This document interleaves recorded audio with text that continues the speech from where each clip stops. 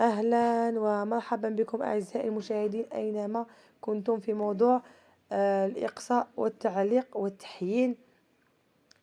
والإقصاء راهو بأنواعه، وحنقول لكم الفرق بين التعليق والفرق بين الإقصاء، ومتى يستطيع الإنسان الذي تم تعليقه إلى إرجاعه لاستفادة من منحة البطالة.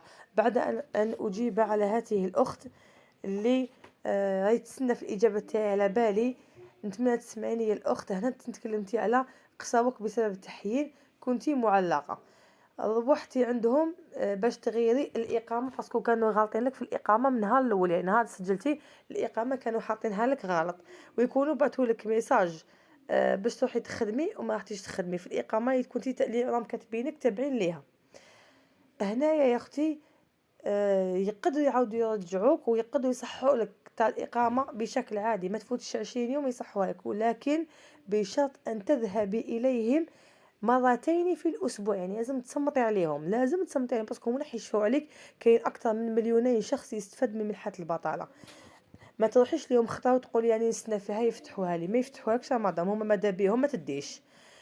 نقول لك انا يا اختي ما عليك غير تصمتي عليهم، يعني يومين في السمانه تروحي ليهم تقول لهم علاه راكم خليني معلقه وانا ما عندي حتى سبب للاقصاء ولا سبب للتعليق. هو التحيين عادي، كي تغلطي مره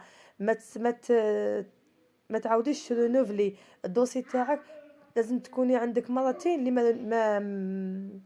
مرتين اللي كان تاخر في التسجيل، يعني فاتك 6 شهور تاع التسجيل تاع طالب عمل تاعك، ورقه تاعك طالب عمل، يعني بطاقه بلو تاعك، بطاقه زرقاء تاعك.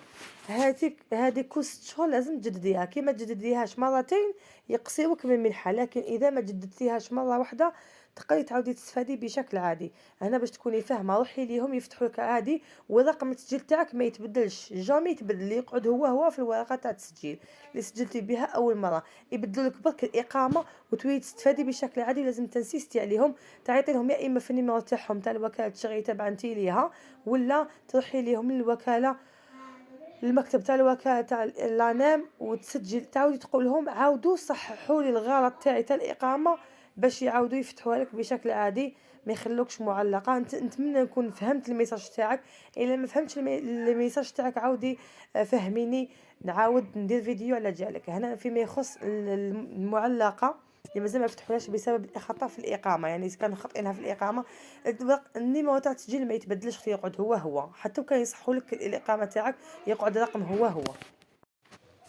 التحيين يا خوتي خياتي لازم تروحوا تجددوا التحيين تاعكم. يعني كاين اللي ما كيدفع دوسي تاعو في الاول كان ماشي متزوج ولا متزوج، اللي كان ماشي متزوج ولا تزوج، يعني كان اعزب في الاول ودوكا ولا تزوج لازم يروح يديكلاري بلي تزوج. والمراه تانيك الا دفع دوسي تاعها كانت عزباء ودوكا تزوجت لازم تروح تقول لهم بلي تزوجت وتدفع دوسي تاع الزوج تاعها.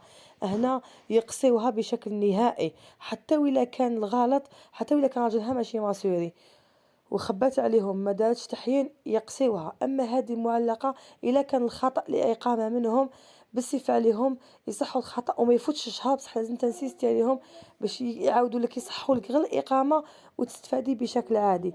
الا حبوا يعاودوا لك دوسي كومبلي يعاودوا لك دوسي كومبلي باش يغيروا لك رقم التسجيل، يقدروا يغيروه لك في مده شهر يفريوها. وشو لازم تنسيستي نقول لك مدام لازم تعاودي تروحي ليهم ماشي خطره ماشي زوج، تعيطي لهم ماشي خطره ماشي زوج، خاصه اذا كان الخطا من عندهم. اما اذا كان الخطا من عندك هنا تطول لك شويه معاهم باش يصحوا لك. اما التعليق تقدري تستفادي بشكل عادي، ماشي كيما الاقصاء ما تقدريش تستفادي.